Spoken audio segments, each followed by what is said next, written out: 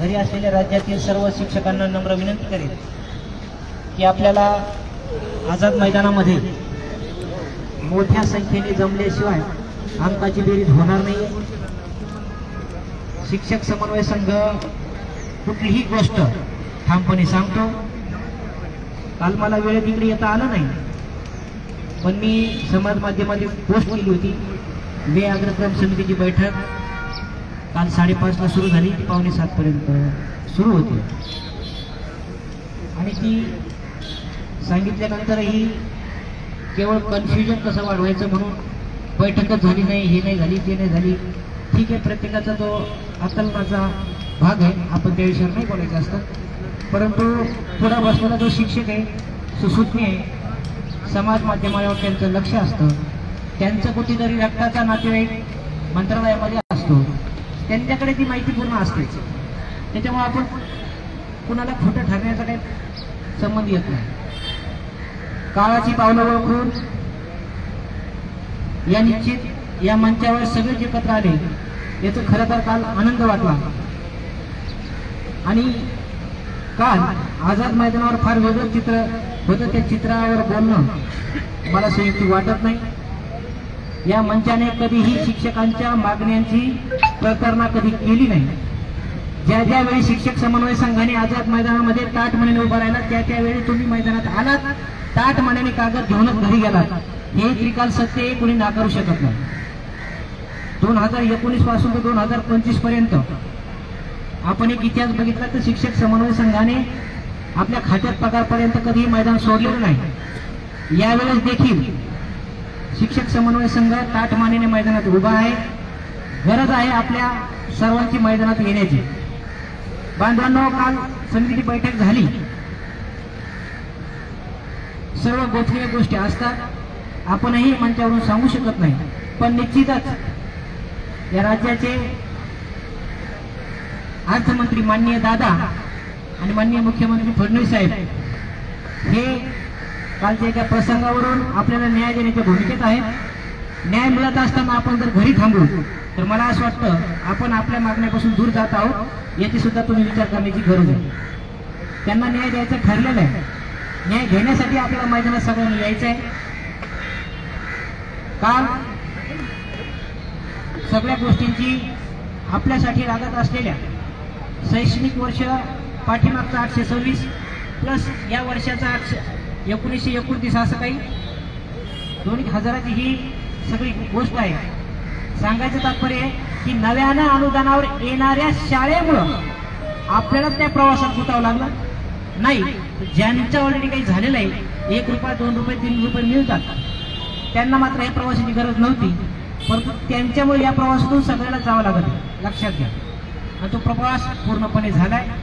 येणाऱ्या शुक्रवार पर्यंतचा काळ अत्यंत महत्वाचा असून जेवढ्या जास्त संख्येने आपण मैदानात याल तेवढ्या संख्येने येणाऱ्या शुक्रवारी आपल्याला निश्चित आनंदाची बातमी मिळू शकते, परंतु आपली मैदानात असण्याची गरज आहे। अनेक गोष्टी शिष्टमंडळ येते, शिष्टमंडळ त्या विषयावर बोलेल। शिष्टमंडळाच्या अपरोक्ष आपण बोलणं शिक्षक समन्वय संघाने तो प्रोटोकॉल मोडणं असं होईल, म्हणून मी त्या विषयावर सध्या काही बोलत नाहीये। ते निश्चित आपल्याला आज शिष्टमंडळात माननीय मंत्री महोदयांनी काय काय गोष्टीचा वापर केला ते निश्चित त्यांच्या शब्दामध्ये या ठिकाणी व्यक्त करणार आहे।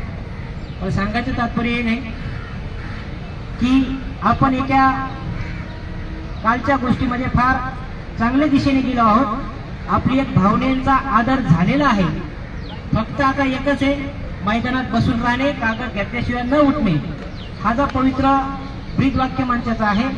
या मंचानुसार शिक्षक समन्वय संघाचे सर्वच बसलेले सर्व समन्वयक ज्या त्या पातळीवर प्रत्येक ठिकाणी न्याय कसा मिळवता येईल याच्यासाठी प्रयत्न करत आहे। आमच्या भगिनी 2-3 दिवस इथं उपोषण करत होत्या, आज निश्चित आमदारांनी त्यांचं उपोषण सोडलं। निश्चितच आजी माझी आणि काही भावी असे सगळेच या मंचावर आमदार असतात आणि मला सांगायचं तात्पर्य की या आमदारांनी याच्यात एखाद्या जरी शिक्षक आमदारांनी बच्चू भाऊसांची भूमिका घेऊन जर लढण्याची भूमिका घेतली तर निश्चित हे कालचा मॅटर कालच मिटला असता आणि आपण वेगळ्या दिशेने आपण आपल्या शाळेला मुलं शिकवायला गेलो असतो। खरं तर आपल्या समोर येऊन भाषण ठोकणं शिक्षक आमदारांनी खरं तर संयुक्तिक नाहीच, मला त्यांचा अपमान नाही करायचा आहे. सभागृहात मागच्या वेळेस सुद्धा, मागच्या अधिवेशनामध्ये आम्ही एकच सांगत होतो की तुम्ही निधी मागू नका. संच मान्यता मिळाल्यानंतर 7 दिवसाच्या आत टप्पा आदेश वितरित करणं हे शासन निर्णय आहे. तुम्ही फक्त एक करा. प्रश्न एक म्हणा, आयुक्तांना अंमलबजावणी करायचे आदेश का, एवढा प्रश्न विचारा खालचं खाली होतो. त्यातल्या मोजक्या आमदारांना मी एका ठिकाणी घेऊन सुद्धा गेलो होतो. त्यांनी सुद्धा सांगितलं तुम्ही ही चूक करता इथे हे करून, इथं जर काही करायला जाल तर निश्चित 1 जून 24चं काय होऊ शकते हे आम्ही नाही सांगू शकत. कदाचित आता 25 चालू आहे. त्याच्यामुळं आपल्याला 1 जून 24 पासून पाहिजे, म्हणूनच आपण आयुक्ताचा काळात आपल्याला होता 2 पत्र निघाली, खालची पत्र बाकी आहे. दरम्यान आंदोलन लागलं म्हणून राहुलजींना आम्ही सांगितलं की आता आपण एक काम करतो, सध्या या विषयावर स्टॉप. सांगायचं आहे की त्या लेखाशीर्षामधूनच पैसा खर्च होऊ शकतो हे आम्हाला पुण्यात कळलं. ज्यावेळेस मान्य आयुक्त आणि अर्थ विभागाचे तिथले संबंधित अधिकारी बैठक केली, आम्ही त्यांना एकच म्हणलं, लेखाशीर्षामधून खर्च करण्यासाठी पैसे आहेत की नाही, तुम्ही किती शाळांना या शासन निर्णयानुसार अनुदान देऊ शकता. ते म्हणजे 50 ते 100 शाळांना देऊ शकतो. परंतु त्यावेळी मेन अडचण होती अघोषित शाळेची. त्यांच्यामुळे हा प्रस्ताव आम्हाला पुढे पाठवावा लागेल. त्याच्यानंतर 50 ते 100 शाळा सांगितल्यानंतर आम्ही त्यांना एकच बोललो होतो की 8 विभागातल्या फक्त 8च शाळांना 1 जून 24 पासून देय करा, बाकीचं जुलै अधिवेशनात काय करायचं ते आपण पुढे बघू. साधा सरळ सोपा विषय होता. ते पटलं त्यांना. सगळ्या शाळांना नाही ना देणं शक्य, पैसा नाही मानता तुम्ही ठीक नाही, पण लेखाशीर्षामधूनच खर्च करणं अपेक्षित असताना विनाकारण त्या मुद्द्याचं कुठेतरी डायव्हर्शन होते. हे झालं, हे आमदारांनाही वारंवार आम्ही समजून सांगितलं. परंतु जाऊ द्या, काहींची अडचण असते. काही म्हणे आम्हाला आमच्या पातळीवर आमच्या पद्धतीनं लढायचंय. सभागृहात लढलेत, आउटपुट गेल्या सभागृहातला काहीही नाही. चांगलं अधिवेशन आपल्या हातातून गेलं. अर्थसंकल्पाच्या पहिल्याच दिवशी एका आमदारांनी पोस्ट टाकली की हे पावसाळी अधिवेशनात होणार आहे. एवढी हिंमत कशी होती? एवढी हिंमत व्हायलाच नाही पाहिजे. म्हणजे राज्यातल्या 63,000 बांधवांचे सरळ सरळ चाकूने मान कापल्यासारखं झाले. अर्थसंकल्प समोर आणि तुम्ही पावसाळ्यामध्ये होणार आहे म्हणून सांगता. उद्याचा भरोसा काय, गेली की नाही? आला ऑगस्ट पण आलाय समोर, ऑक्टोबर पण येते. म्हणजे त्या लेखाशीर्षामधून पैसे खर्च करू शकतात. फक्त तुम्ही तिथं ताकद लावण्याऐवजी काय करता, ते सगळं डायव्हर्शन मुंबईकडे आणताय. सगळं खालच्या खालीच्या. आणखीही हा जरी निधी इथून मिळाला असेल, तुम्हाला असं वाटत असेल पैसा नाही मिळाला का आपल्या मागच्या अधिवेशनात मिळाला, आम्ही देऊ काढतो. पण चला, अधिवेशन सध्या आंदोलन चालू आहे. या आंदोलनातून कुठली भूमिका समोर येते, कुठली भूमिका घ्यायची आहे, शिक्षक समन्वय संघाच्या मंचावरून निश्चित वेळोवेळी जाहीर केले जाईल. परंतु बांधवांनो, काळ सोपा नाहीये. कुठेतरी आपल्या शासन निर्णयातल्या काही गोष्टीवर वक्रदृष्टी टाकण्याचं काम काल झालेलं आहे. आणि कुठं असं मैदानात ठार मांडून बसून राहा, त्याला तोच एकमेव पर्याय आहे. नाही तर आपल्या भविष्याशी आपण खेळू असं मला वाटतं. कारण नंतर आपल्याला असं वाटतं, आता मला वाटतं 1 वर्षभराचा कालावधी सरकारला होतोय.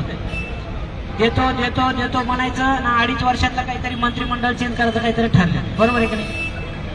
हे जातील पुन्हा येतील ते पण देतो म्हणतो. त्याच्यामुळे काय जे घ्यायचं ते ह्याच अधिवेशनात घ्यायचं असेल तर राज्यातल्या शिक्षकांनी ताकदी नाही थैया. आणि आयुक्त स्तरावरून कसं आपल्याला खर्च काढायचंय हे शिक्षक आमदार नाही आम्ही सांगू. शिक्षक आमदार महोदयांना माझी विनंती या मंचावरून एक राहील की त्यांनी इकडे तिकडे फिरण्यात काही पॉईंट नाही. त्यांनी सरळ सरळ जशी भूमिका याच्या अगोदर इथं सदाभाऊ खोतनी घेतली ती आणि गोपीचंद पडळकर साहेबांनी पण घेतली, सरळ इथे येऊन बसून राहिला. हा बेस्ट वे त्याच्यामधला आहे. तरच जुलैच्या अधिवेशनामध्ये अनेक गोष्टी ज्या नव्यानं अनुदानावर येणाऱ्या शाळा आहेत त्यांच्यामुळे इतरांचं रोखलं जाईल असं कुठं घडायला नको. कारण त्यांना हेडमध्ये शिरायचंय. आपले हेड ऑलरेडी ओपन आहे. आपल्या लेखाशीर्षला ऑलरेडी पैसा पण आहे. 826 कोटी मागची होती, त्याच्यापैकी तुमच्या माहितीसाठी सांगतो आपल्याला कधीही 1160 कोटी दिलेले नव्हते. फक्त 360 कोटी रुपये दिले होते, त्या सुद्धा याच्या उपर कधीच निधी मिळाला नाही. फक्त एक इलेक्शन इव्हेंट त्यावेळेस होता, तेवढा पैसा दाखवला गेला. तेवढाच पैसा आताही मिळणार आहे. मग 860 कोटीमध्ये कुठून कसं हे ठरले जाणार आहे. या संदर्भातली बैठक येत्या 1-2 दिवसात निश्चित माननीय अर्थ खातं आणि माननीय शिक्षण खातं यांच्या संबंधाने होणार आहे. या सगळ्या गोष्टी समोर येतीलच. निश्चित आपलं शिष्टमंडळ त्यांच्या पातळीवर काय गोष्टी आहेत ते सांगेल. याच्या अप्रोक्ष इथं बोलणं हा या पवित्र मंचाचा माझ्या वतीनं आपण नको. आपल्या सगळ्यांच्या भावना एकत्रित करून शिष्टमंडळ गेलेलं आहे. शिष्टमंडळ सगळ्या गोष्टी सांगणारच आहे. निश्चित राज्यातल्या शिक्षकांना मी नम्र आवाहन करतो की आपण मोठ्या ताकदीने इथे यायचं आहे, हक्क मिळवायचा आहे, त्याच्यानंतरच मैदान सोडायचं आहे. एवढं बोलतो आणि थांबतो.